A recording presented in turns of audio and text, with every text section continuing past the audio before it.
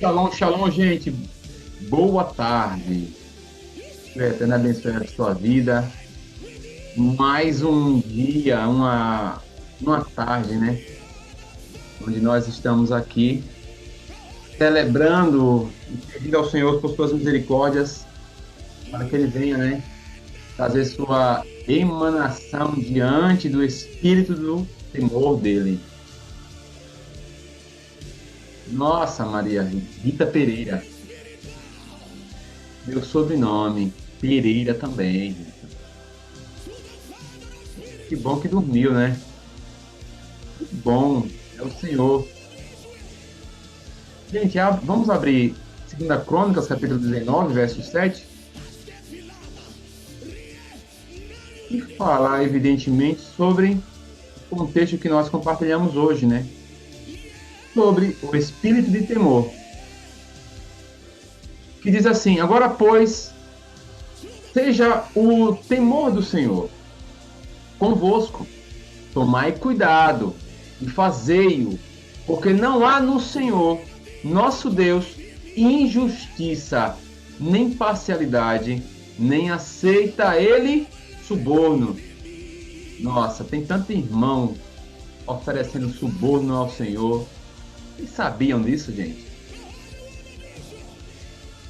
Vocês sabiam que tem gente que quer subornar o Senhor? E não são poucos não, viu? Quem nunca fez isso? Amém, né? Não tem ninguém. Que bom. Quando o espírito do temor adentra em você, ele também vem para te alertar, para que você não seja alguém injusto, não seja parcial, porque ele não aceita suborno.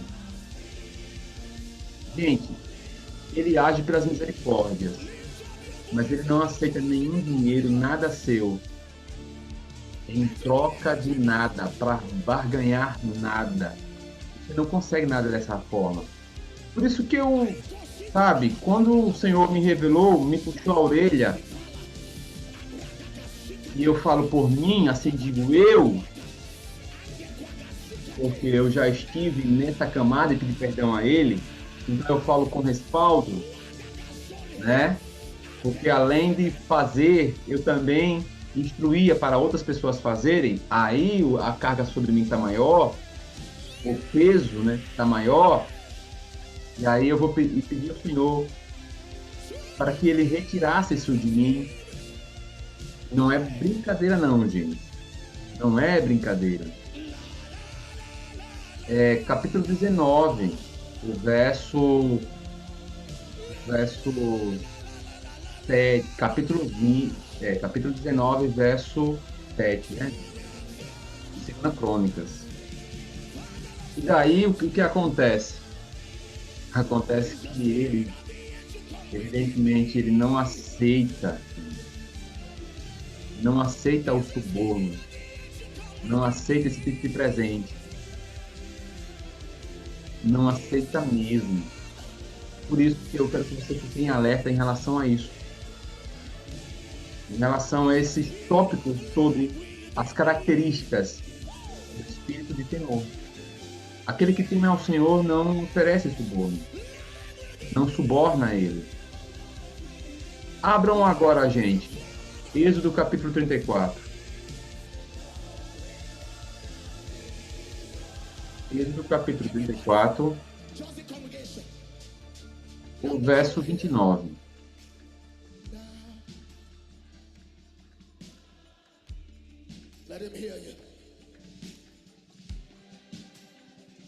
Que tem por título, né? O rosto de Moisés resplandece.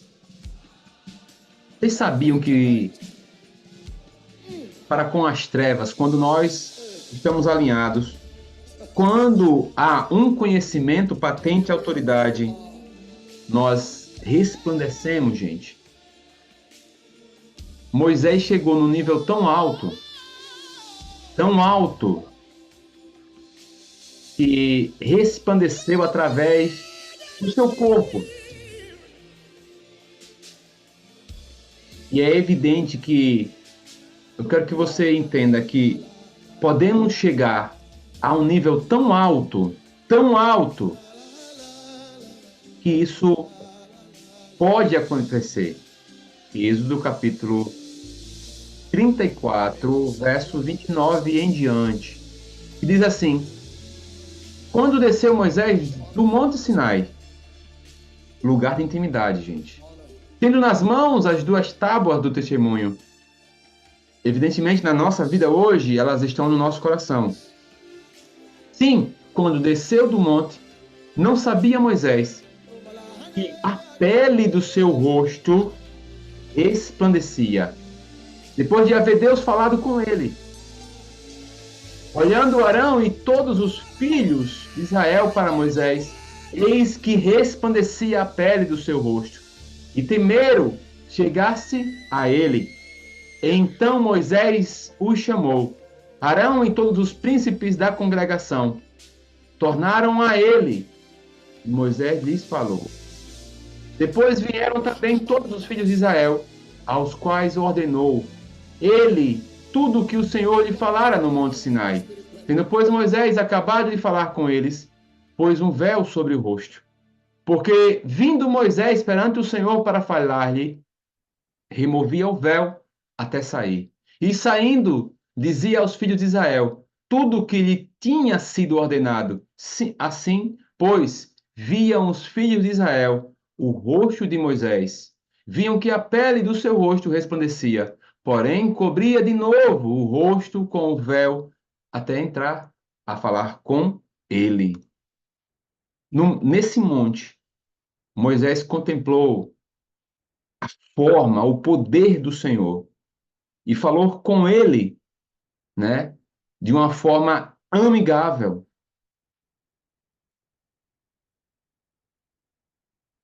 E quando, porventura, você observou aqui e ouviu na leitura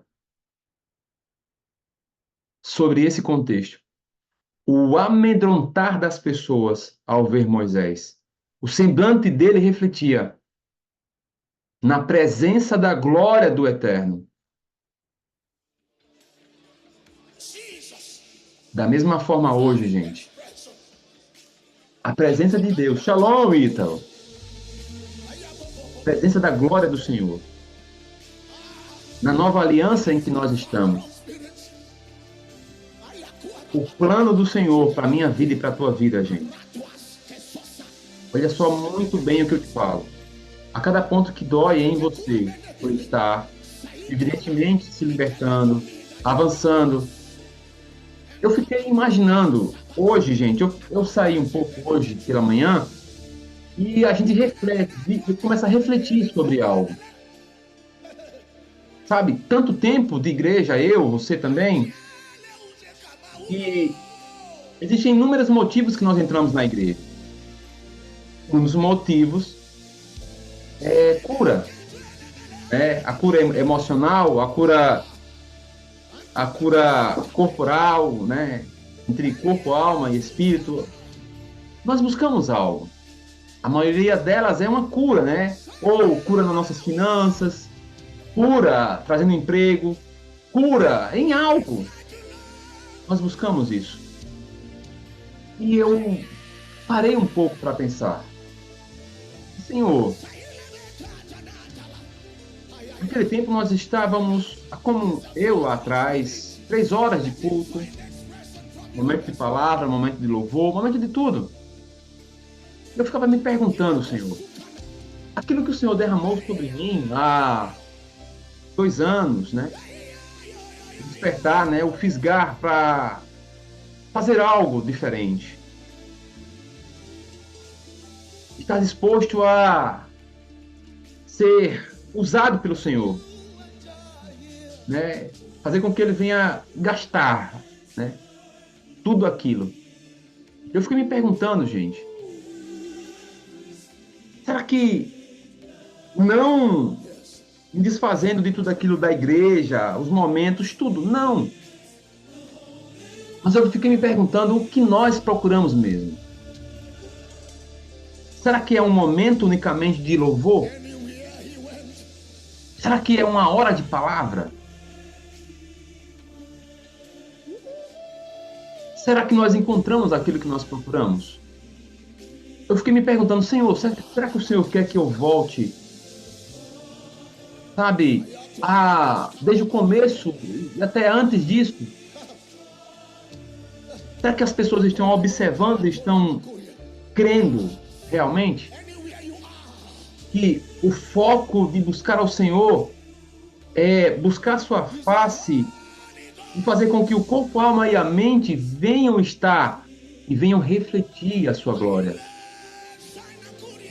Essa nova aliança, gente, não significa só um momento de louvor, porque a adoração é o tempo todo. Não significa só, gente, se locomover para um lugar. É realmente refletir o tempo todo. Será que você parou para pensar que o que o Senhor quer da tua vida é esse refletir? Eu não quero desmerecer o tempo que nós tivemos de igreja, não. Mas o que eu busquei ao Senhor, eu tenho buscado a Ele, é dizer, Senhor, eu quero refletir isso. Senhor, eu quero algo a mais do que isso. Será que esses momentos fazem com que esse boom na minha vida aconteça? E isso nos traz reflexões, gente. Porque nós viemos unicamente de um contexto catolicista, onde existia uma liturgia, e aí fomos, né? Veio a questão americanizada, né, da coisa, e fomos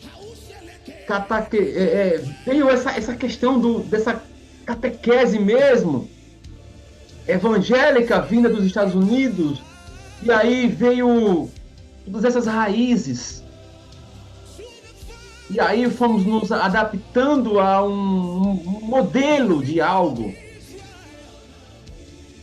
e esse modelo religioso nos fisga, porque nós precisamos do momento de alma, momento que louvamos, precisamos nos preparar para uma mensagem, precisamos nos adaptar a algo, gente.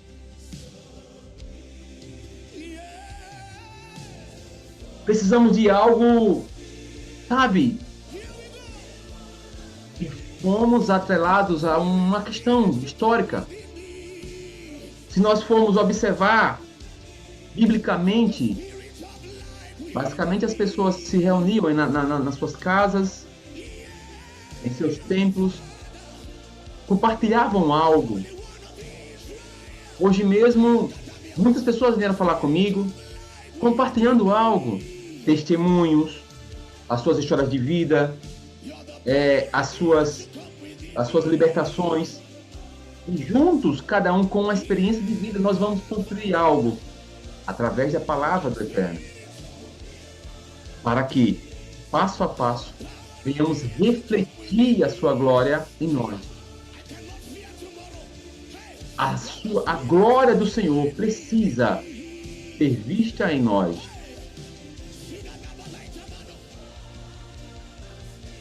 Uma coisa, gente, é você refletir algo, como Moisés refletia. A outra coisa é você permanecer nela. E você emite o tempo todo o que o Senhor quer, gente. Através de Yeshua dentro da gente. É que nós venhamos permanecer. Não é só um momento de culto. Você se converteu e você achou que era suficiente as terças, as quintas, os sábados, os domingos, e os momentos das tardes. Você achou que esse buscar era inevitavelmente suficiente. O preencher da alma, o refletir de algo momentâneo, Mas não, o Senhor quer algo a mais. O alvo final do eterno, gente, é algo mais grandioso. É onde você emite e você permanece. Abram 2 Coríntios, capítulo 3. Não sei se vocês estão me entendendo. Eu não estou criticando nada, igreja, nada. Eu quero dizer a você que tem algo a mais do que 2 ou 3 horas de culto. 2 Coríntios, capítulo 3, verso 10.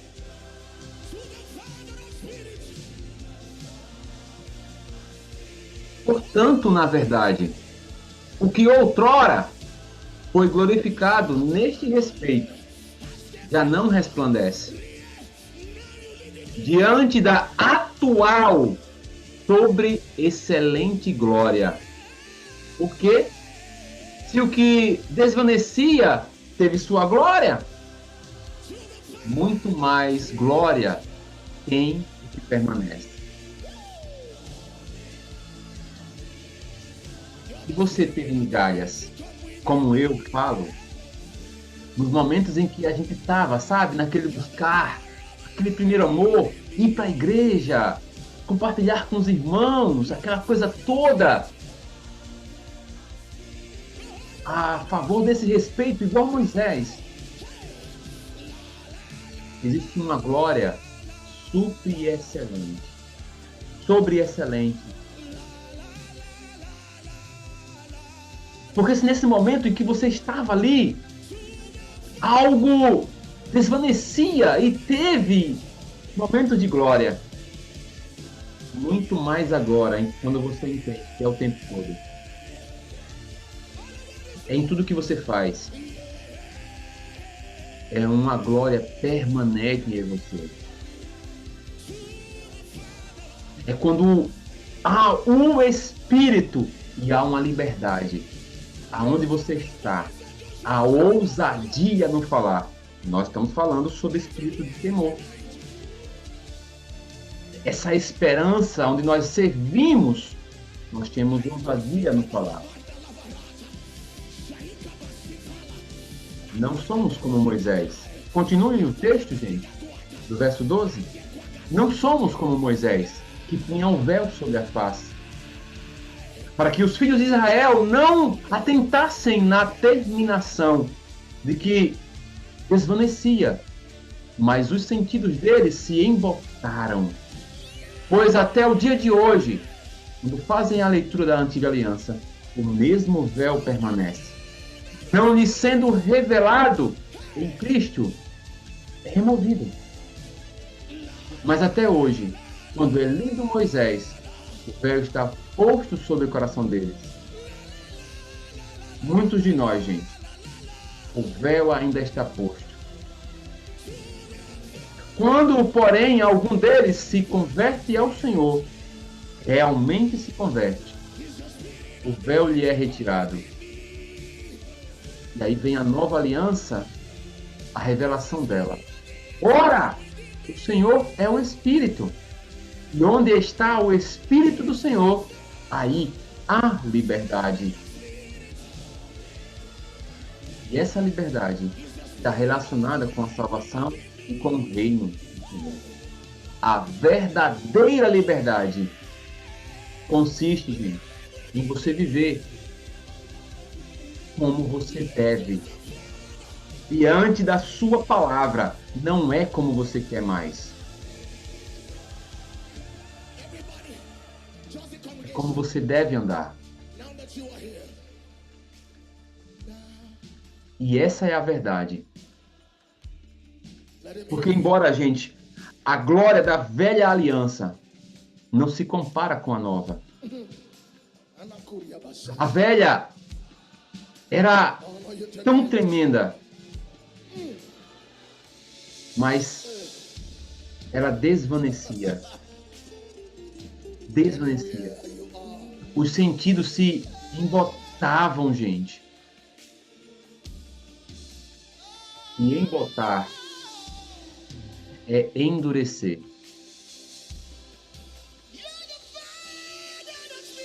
Endurecia o seu coração, gente. A velha aliança fazia com que o coração ficasse endurecido. Se tornava duro, calejado, se tornava insensível. Muitas das pessoas, quando recebem a palavra, elas se tornam calejados e insensíveis. Coração duro de pedra. Elas são atacadas por espíritos e elas perdem a capacidade de entender. Muitos de vocês, nessa semana,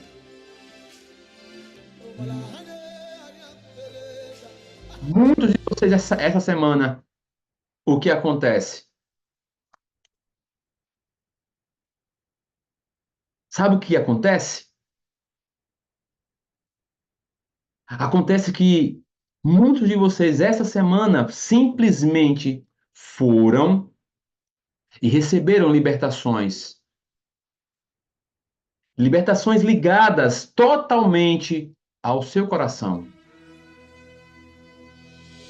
E aí, gente, vocês fizeram com que algo acontecesse. E muitos de vocês alcançaram algo que sentiram profundamente no seu coração. E justamente, Paulo nos advertiu ali, para que nós não viéssemos nos tornar cegos e nem nós cairmos neste mesmo dilema. Muitos estão caindo no dilema. A igreja tem se voltado, gente, para um judaísmo, sabe? Tem se voltado, infelizmente, embotado. Quando você entender que profundamente as verdadeiras respostas trazem conhecimento e sabedoria, e muitas delas nos faltam, e aí é necessário que nós venhamos andar juntamente, atrelado com a glória do Eterno, diante de uma nova aliança. E aí há uma confrontação, gente, do espírito de temor com a covardia. Desde a primeira vista nossa, eu comecei a pesquisar sobre a covardia. Ser covarde. Abram Apocalipse capítulo 21, gente. Apocalipse capítulo 21. Olha só. Capítulo 21, o verso 8. Diz assim: quanto, porém, os covardes, os incrédulos, os abomináveis, os assassinos, aos impuros, aos feiticeiros, aos idólatras e a todos os mentirosos, a parte que lhes cabe será num lago que arde com fogo e enxofre, a saber, a segunda morte. A covardia é uma timidez. Ela vem de uma raiz também ligada a ser medroso. E dizer que o covarde, ele é condenado, gente, ao fogo eterno. É a mesma questão, é o mesmo pecado, gente, ligado ao assassinato e à feitiçaria. A palavra medroso, ela se entrelaça a covarde. E essas palavras são sinônimas. E aí, quando você vai para a raiz no grego, vem com a timidez, o medo, onde que Se você vai para o dicionário, a covardia é alguém que não tem coragem de fazer coisas difíceis, perigosas ou desagradáveis. Vocês entendem que o Senhor busca pessoas que não tenham medo e que façam coisas difíceis. É aí, gente, que Ele nos sustenta. Às vezes nós nem entendemos. Gente, quantas guerras eu entrei ou você entrou sem entender, sabe? Sem óculos, às cegas mesmo. E aí o Senhor nos sustenta. Quantas foram as situações perigosas, onde, pelo contrário, o covarde ele evita situações desagradáveis. E ele só faz algo, gente, possível para salvar só a vida dele, ou seja, a sua própria pele. Ele nem vai além para a sua família. Quem é covarde, gente, só está olhando para o seu próprio umbigo. Vocês sabiam? O covarde tem essa característica. Ele só está querendo salvar sua pele. Porque ele é escravo do medo. Essa covardia, gente, ela está associada com o quê? Uma consciência de culpa. Você sabia? Ela tem uma consciência que ela é culpada em algo. Ela fica martelando o tempo todo. Enquanto ela não acreditar que algo que aconteceu não foi só culpa dela, ela não vai sair desse senso de medo. O Senhor quer tirar. O Senhor quer tirar ela dessa orfandade e colocar ela como filho. Mas a consciência de culpa por ter feito algo faz com que ela não avance. Abram Provérbios capítulo 28. Falta de fé na capacidade de Deus, né? Provérbios 28, capítulo 1.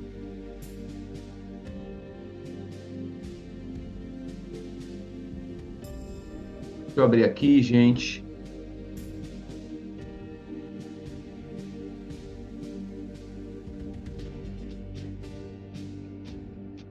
Diz assim, ó. Fogem os perversos, sem que ninguém os persiga, mas o justo é intrépido como o leão.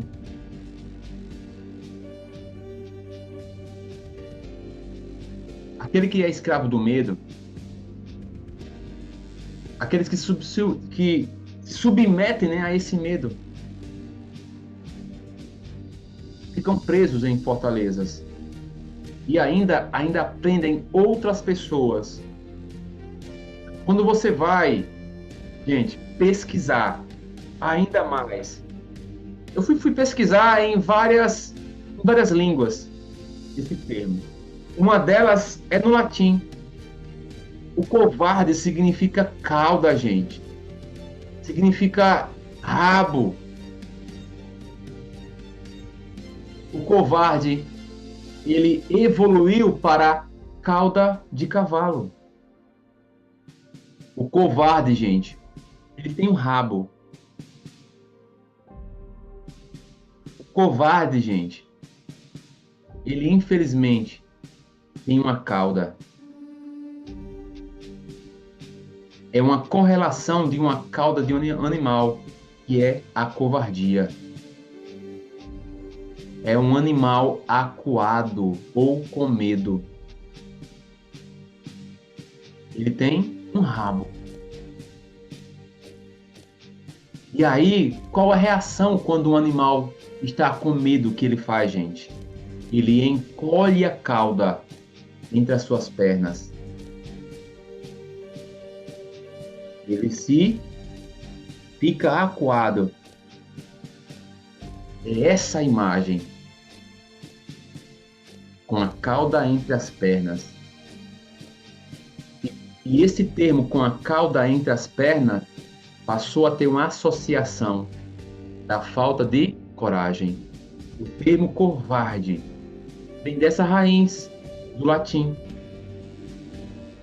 É geralmente uma pessoa, gente, que evita situações desafiadoras. Ela prefere se esconder, fugir, ao invés de enfrentar os seus obstáculos. E isso, gente, é em várias áreas da vida. Uma das coisas fortes, gente, saiu com o rabinho entre as pernas. É sobre isso, Daniele. Isso mesmo. É uma pessoa covarde. Vem dessa raiz aí.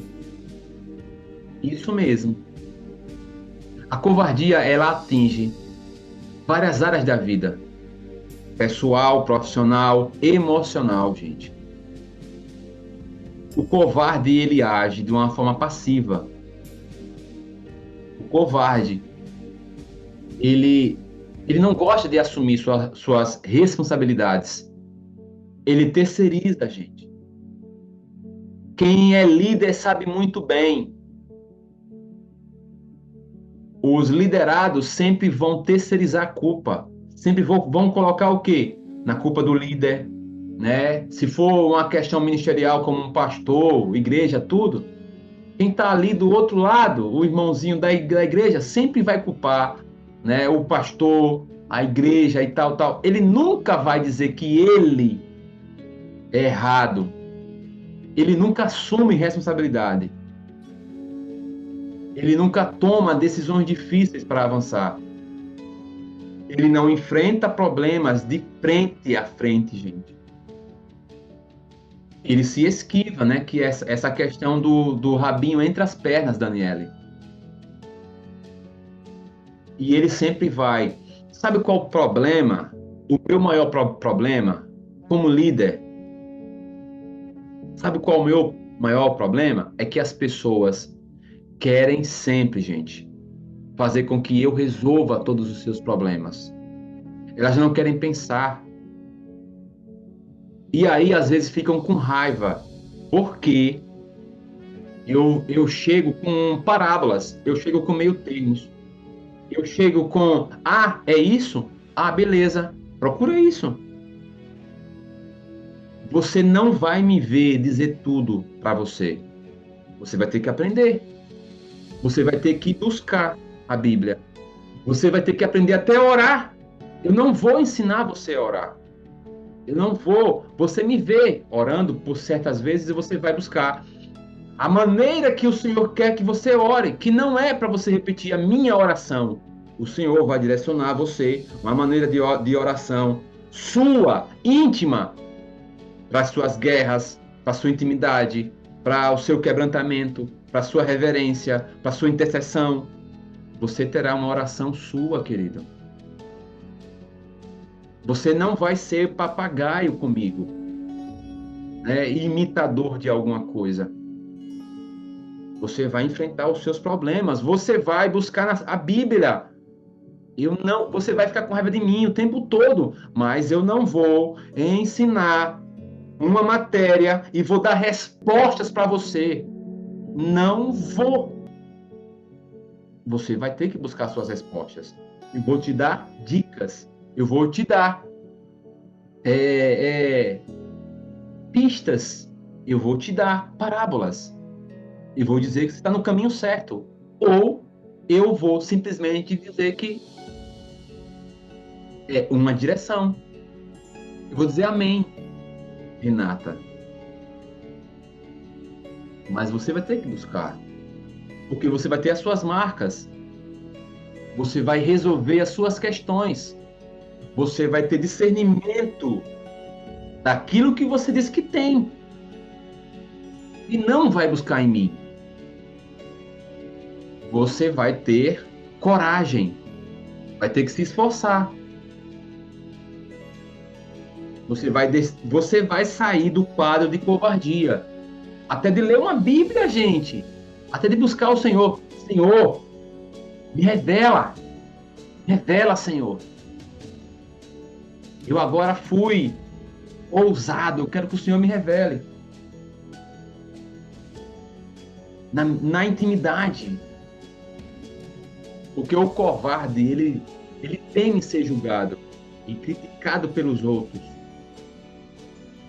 E aí ele evita as situações, gente. Sair do comodismo. Isso mesmo.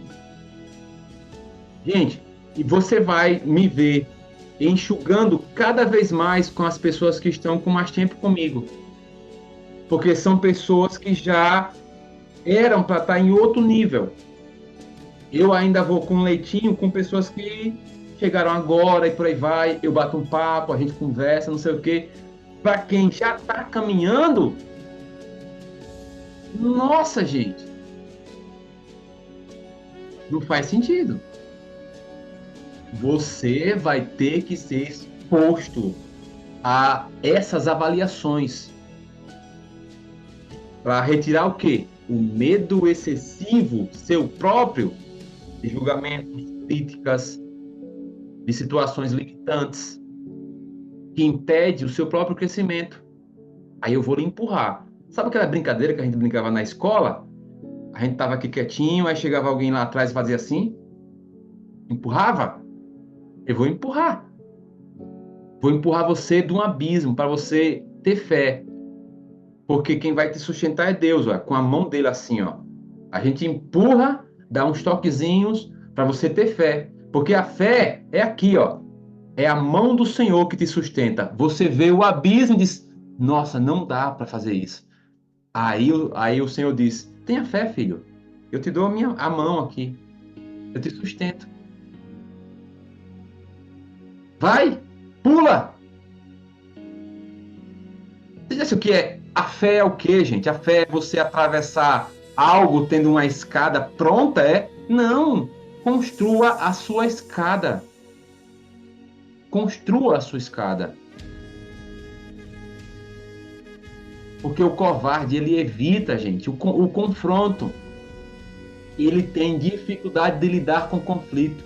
Quantas pessoas já foram embora que estavam conosco quando eu confrontei? Vai! Eu quero que você abandone isso.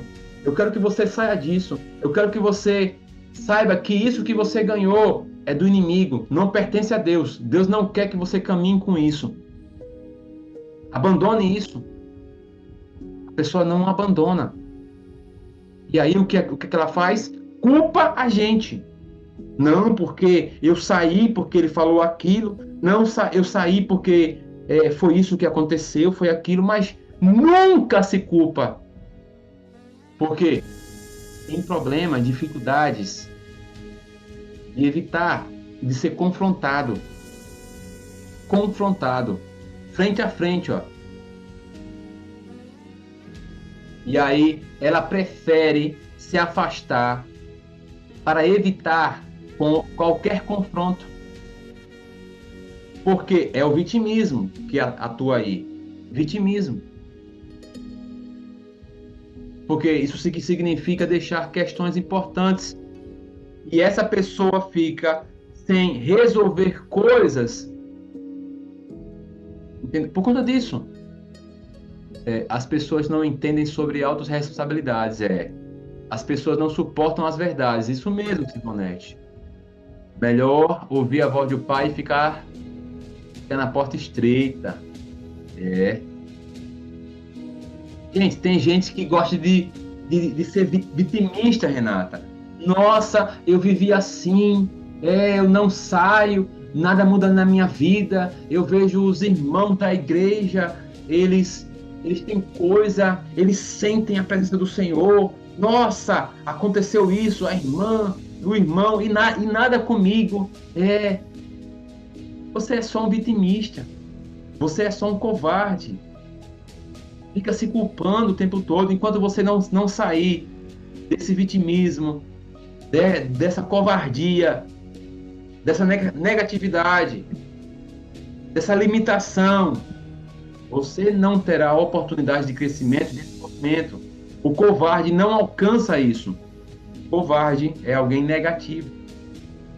Os seus relacionamentos, gente, nossa, são péssimos. Pessoais, profissionais.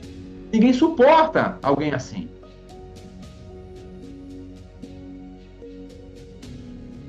Olha, o covarde é alguém que o Senhor não confia, dá nada. Você sabia que o covarde, como é que você é covarde e você quer ter, eu quero ser líder, eu quero ser profeta, eu quero ser apóstolo, pastor, evangelista, mestre. O Senhor vai dar isso para um covarde, gente? Não dá. Porque os covardes não são confiáveis.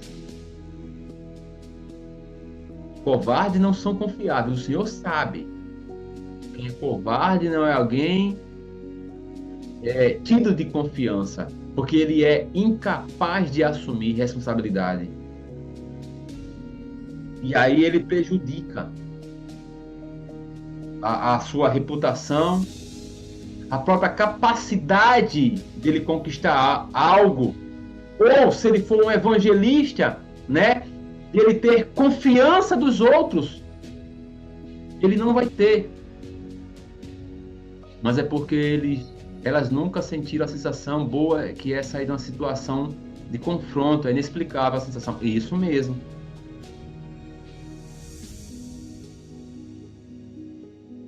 A covardia, ela é associada com a falta de fé e a confiança no eterno, gente.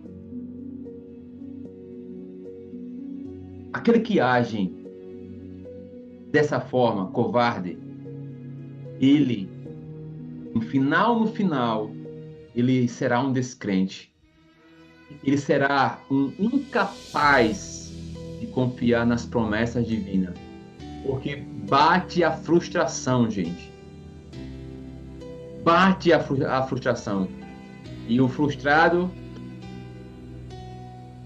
já aquela pessoa que tem coragem, gente, ele valoriza as pessoas, ele valoriza a sua vida, aquilo que o Senhor derramou sobre a vida dele, seja no ambiente profissional, pessoal, ministerial, ele valoriza as virtudes e ele se permite enfrentar desafios,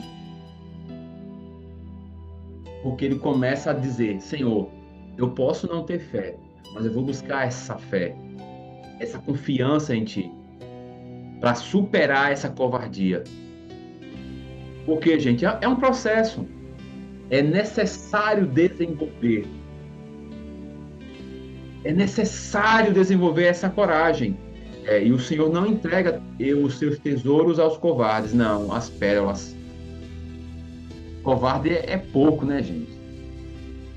A coragem é a capacidade, gente, total de você enfrentar os seus medos. Então, tenham essa determinação, busquem, gente, que hoje você possa refletir isso. Senhor, quais são as situações difíceis? Exemplo, a gente todo dia fala com pessoas e elas demonstram situações difíceis sobre alguma área. Aí eu te pergunto, essa só situação difícil tem que ser injetado fé para o Senhor dar as estratégias para ela desenvolver coragem e começar a ter autoconhecimento, autoconfiança e uma disposição para sair dessa região, que é uma zona de conforto.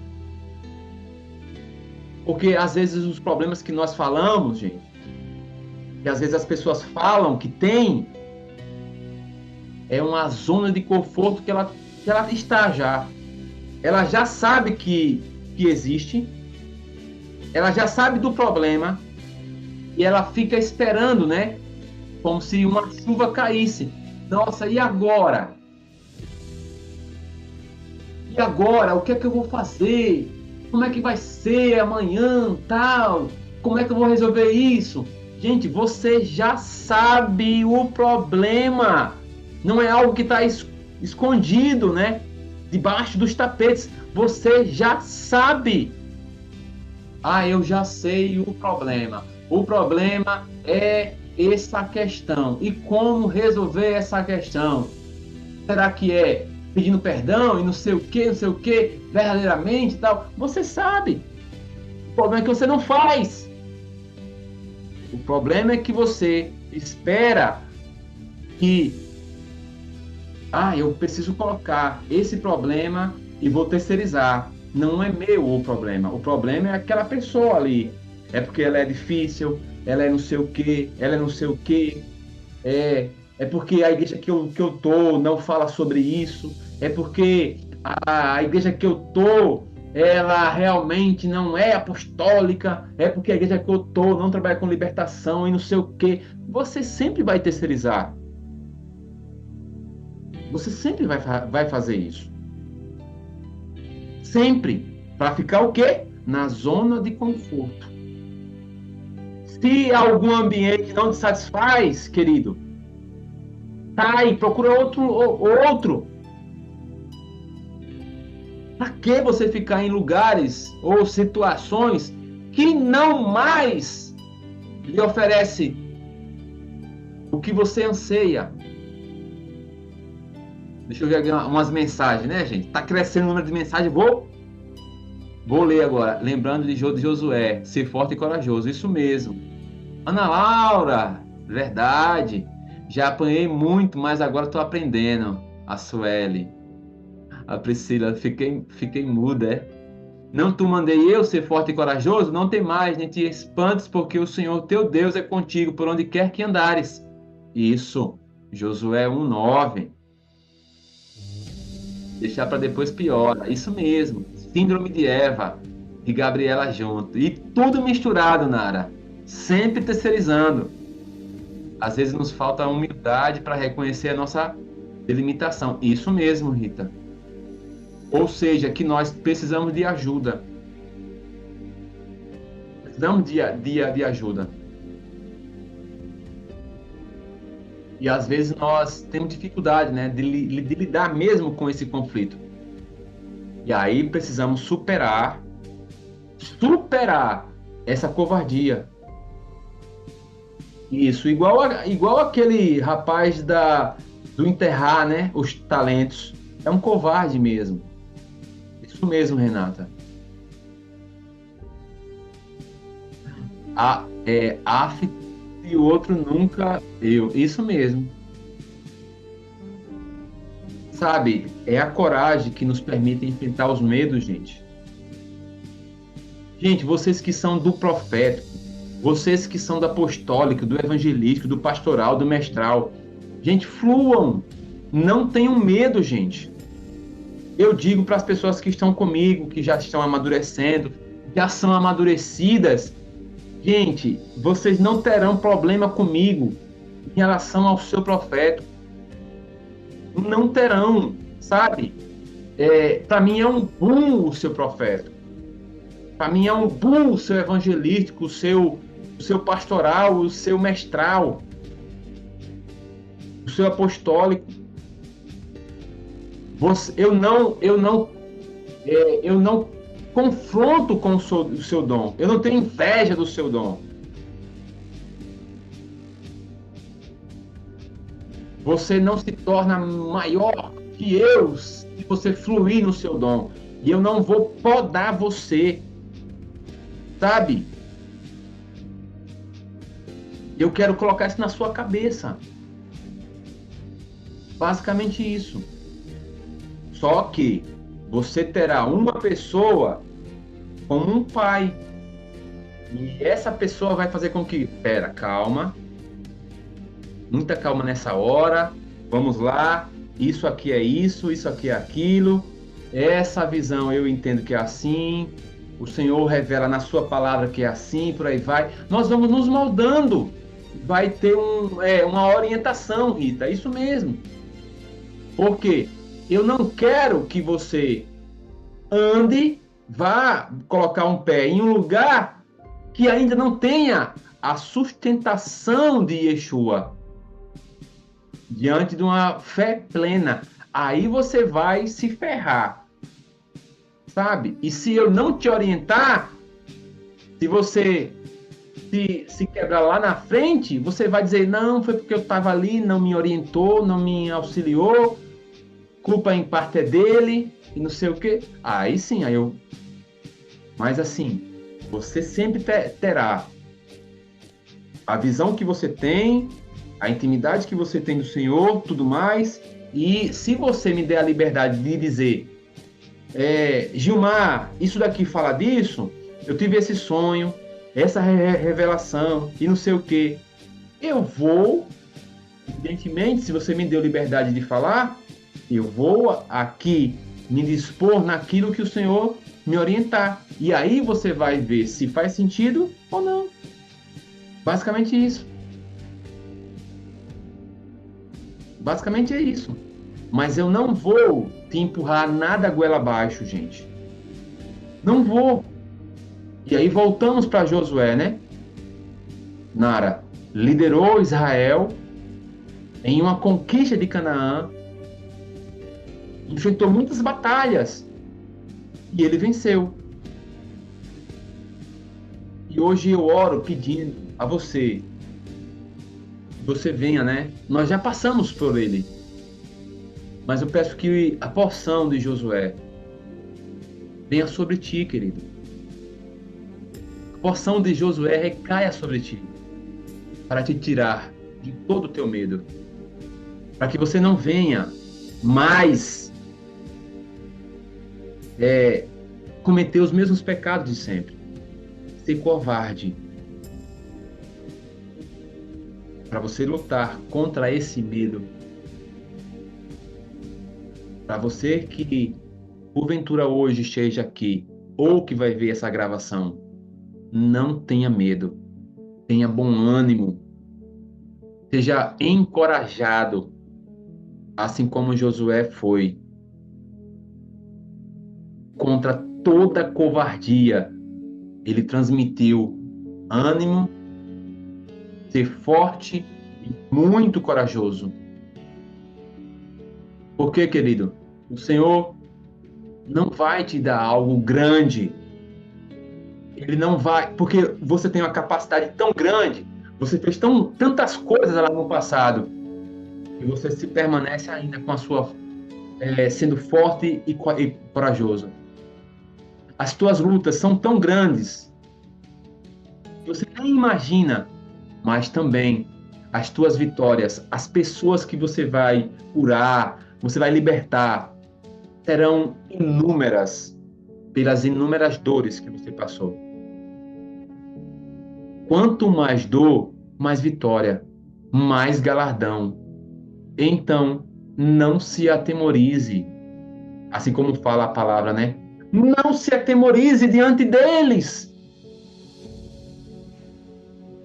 É Deuteronômio, né, gente? Fala que o Senhor é Ele quem vai conosco. E Ele não vai nos deixar e nem nos desamparar, gente. Amém? Então eu hoje deixo você com essa palavra. Que o Eterno te abençoe. Que o Eterno te faça uma bênção nele. Amém? Porque o Senhor, Ele nos promete nos fortalecer e estar conosco. Então creia. Que o Eterno te abençoe. Shalom, shalom.